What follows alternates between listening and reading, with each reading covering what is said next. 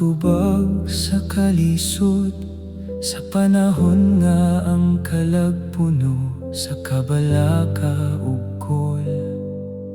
Sa imong pagkamatarong ako nagpaubos, kay ikaw ra ang tinuod nga kahayag sa akong pagsulay ug kahuot.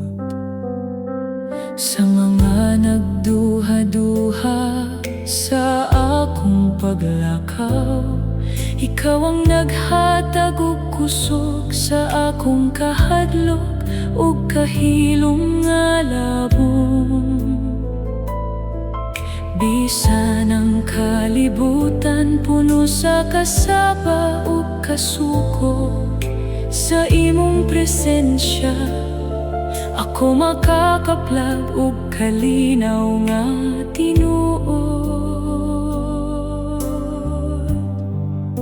Ikaw, o Ginoo, mao ang akong dungog ug kahayag.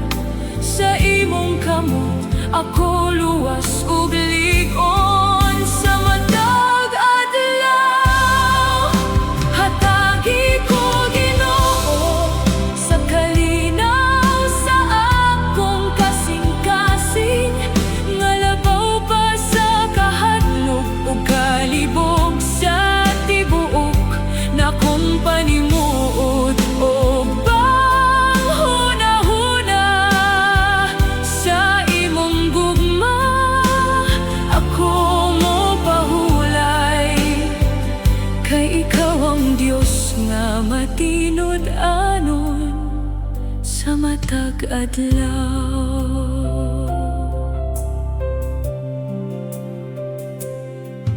Daghan nang nangita ug kalipay sa kalibutan, apan ang tinuod nga kalinaw dili makita sa bahandi o kahimtang. Ikaw ang naghatag ug kalipay sa akong espiritu, bisan sa gabi ikaw ang kahayag nga dili mawala sa tinuod. Sa paglingkod ug pagpamalandong sa imong pulong, akong kasing-kasing na puno sa paglaom ug kalig-on.